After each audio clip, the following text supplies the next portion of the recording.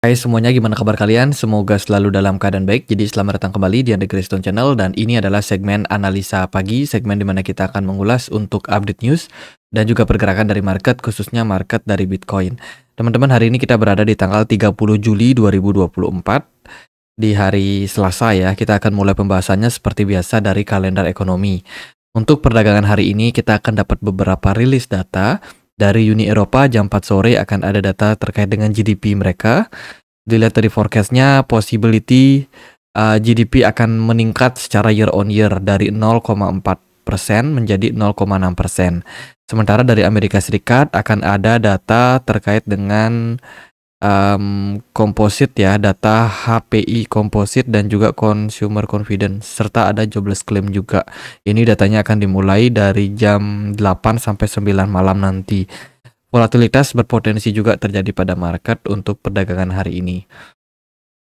Teman-teman, kemarin ada data terkait dengan weekly crypto asset flow. Dilihat dari beberapa manajer investasi yang sudah menawarkan produk berupa Bitcoin.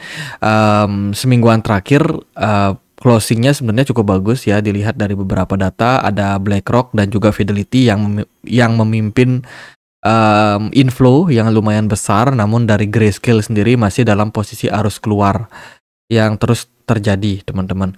Sementara dari Bitcoin sendiri itu mendapati inflow yang lumayan bagus. Sementara dari Ethereum dan juga aset-aset kripto yang lain justru ada beberapa tekanan jual yang terjadi. Dilihat dari data social value untuk perdagangan berapa nih?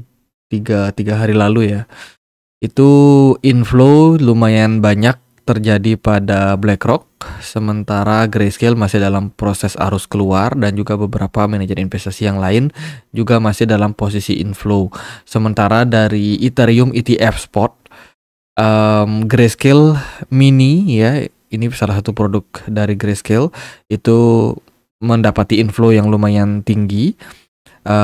Cuman yang lebih besar lagi ini Grayscale Ethereum itu justru mendapatkan outflow yang lumayan besar juga, teman-teman. Dan BlackRock, Bitwise, Fidelity ini masih dalam proses akumulasi.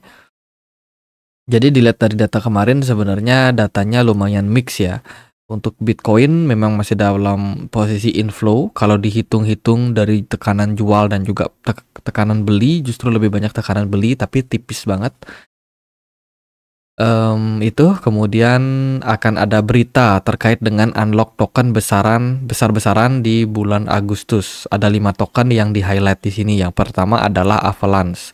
Avalanche akan unlock sekitar 268 juta US dollar atau total sekitar 2,42%.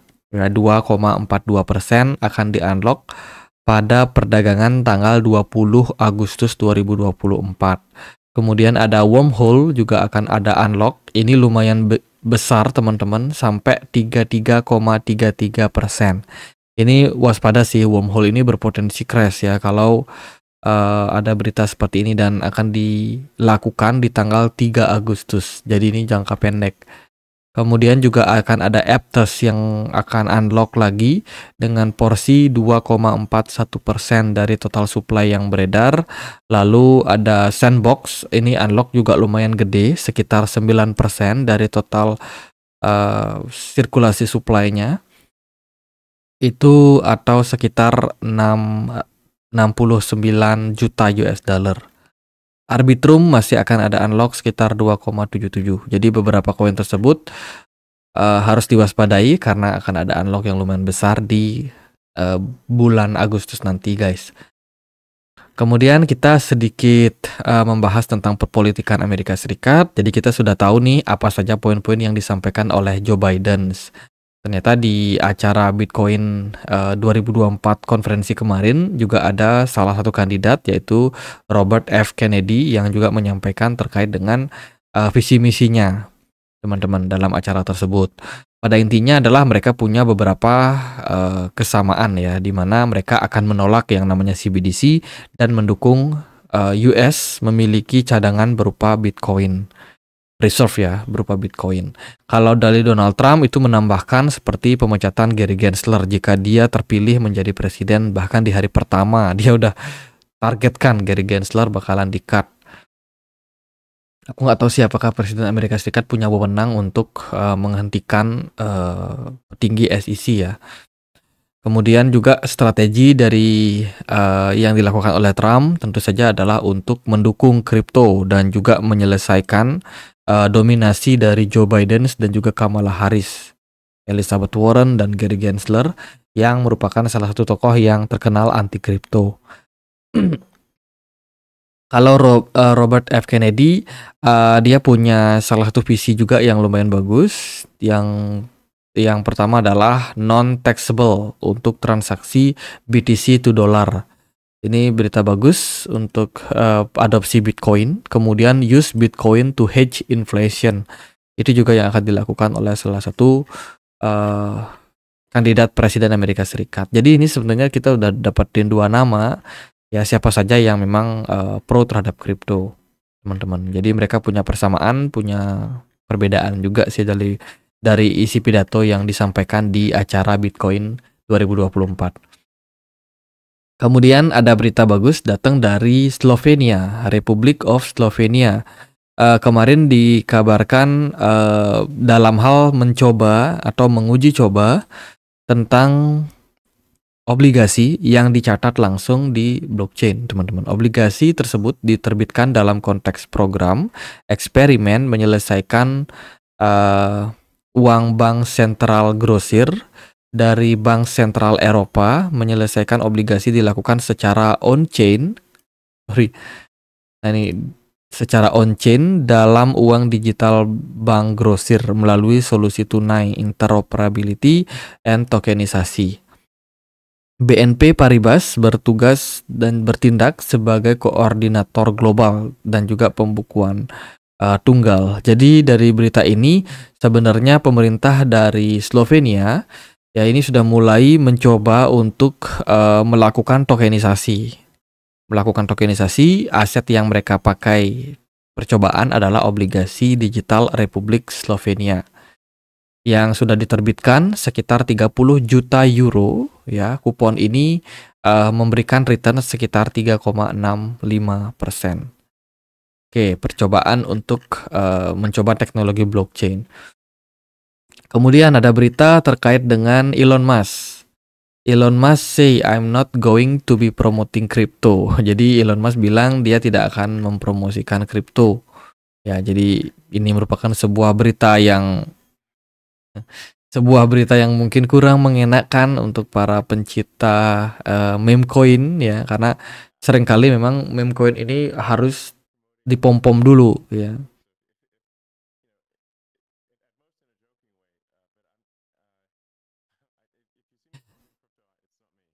Ya, jadi dalam sebuah wawancara Zoom gitu ya, Elon Musk menyampaikan bahwa dia tidak akan promosi kripto. Teman-teman, apakah omongannya bisa dipegang? Dan kalau kita lihat sih dari hal-hal yang sudah terjadi biasanya sih enggak ya teman-teman. Ya kita lihat semoga masih tetap dipom-pom aja meme coin sama si Elon ya. Mengingat banyak yang sangkut pastinya butuh untuk ya pom-pom ya. Oh ya kemarin ada pergerakan dari US governance terkait dengan Bitcoin sitaan yang dimiliki sekitar 2 miliar US dollar.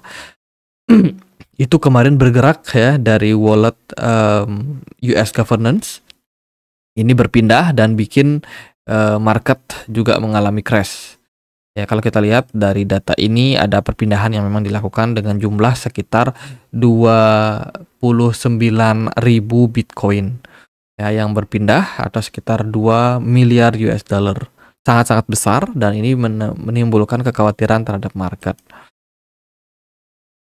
US governance itu masih punya sekitar 12 miliar US dollar dalam bentuk Bitcoin. Ini adalah hasil sitaan mereka ya dari beberapa kasus pelanggaran hukum yang terjadi, teman-teman. Dan ya kalau dilikuidasi baru 2 miliar, ya ada 10 miliar harusnya yang bisa diperdagangkan atau yang dijual oleh US government. Kita akan lihat seperti apa, apakah kedepannya akan ada perpindahan aset kembali yang dilakukan oleh Amerika Serikat.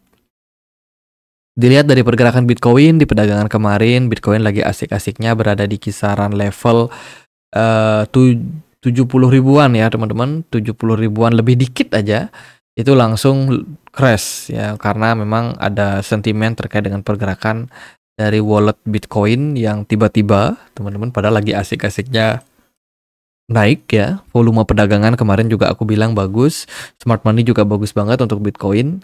Namun sayang sekali Bitcoin kembali terkoreksi sampai 66.500 yang merupakan area level support untuk Bitcoin. Padahal Bitcoin wah dikit lagi nih capai level 71 ribuan. Dilihat dari closing time frame weekly di perdagangan kemarin, so far kita create satu candle merah ya, doji ya, doji untuk Bitcoin yang memang memberikan indikasi Bitcoin ini belum terlalu clear pergerakannya apakah lanjut naik atau turun. Smart money lumayan oke, MACD masih merah. Memang masih ada terindikasi untuk Bitcoin ini sedikit mengalami koreksi. Kemarin Litecoin agak trending ya, agak naik pergerakannya, dan juga Bitcoin Cash kayaknya koin-koin tua ini lagi dapat inflow dari pasar. Sementara market altcoin lain, Ondo Finance terkoreksi, Manta, kemudian WLD juga drop lumayan signifikan, dan kita masih menunggu kapan terjadi all season. BTC Dominance di perdagangan kemarin turun lumayan 2,39%, namun karena pergerakan Bitcoin yang drop, ini tidak terjadi peningkatan yang kita inginkan untuk altcoin. Jadi altcoin sendiri masih dalam posisi kena tekan teman-teman. Kalau dari saya sih ya melihat pergerakan seperti ini, DCA masih akan menjadi salah satu cara untuk kita bisa melakukan akumulasi dengan tenang ya, tanpa harus khawatir melihat pergerakan harga yang sangat-sangat volatile. DCA merupakan sebuah solusi level-level sangat menarik untuk Bitcoin yang bisa dipertimbangkan adalah level 66.500. Next support andai kata level tersebut ditembus atau drop, bisa jadi target berikutnya adalah di 63.300-an something untuk Bitcoin. Kita masih punya view bullish terhadap Bitcoin di tahun ini. Jadi ya kita masih pertimbangkan untuk DCA. Sementara dari BTC Dominance cukup mengkhawatirkan. BTC Dominance ini mengalami kenaikan yang sudah lumayan tinggi belakangan teman-teman, dan beberapa kali dia menguji sebuah resistance di kisaran 2.600 ini. Ditakutkan kalau level tersebut gagal menahan BTC Dominance, maka ini bisa jadi ascending triangle pattern ya, sebuah pola lanjutan bullish untuk BTC Dominance sehingga menyebabkan altcoin mungkin kehilangan momentum. Ya semoga tidak terjadi lah. Itu sih kalau altcoin menurut saya rata-rata pada menarik karena belum naik lumayan tinggi juga, belum naik terlalu tinggi. Jadi idealnya sih ya di posisi-posisi seperti ini mungkin peluang buat melakukan akumulasi jadi lebih terbuka teman-teman. Oke gitu aja deh, nggak lama-lama pembahasan kali ini, semoga videonya bisa bermanfaat.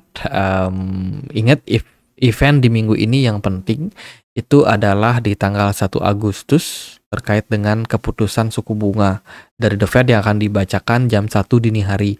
Jadi awal bulan bakalan sangat-sangat volatile. Kita masih punya 2 hari preparation, 30 dan 31 untuk melihat bagaimana perkembangan dari pasar ke depannya guys. Jadi gitu aja, semoga video kali ini bisa bermanfaat. Kalau teman-teman punya pertanyaan lain, ada koin lain buat dibahas, bisa banget tulis di kolom komentar. Kalau pengen punya komunitas Telegram, teman-teman bisa join di komunitas kami. Linknya ada di kolom deskripsi video ini. Jadi gitu aja, semoga bisa bermanfaat. Akhir kata saya Andre, makasih.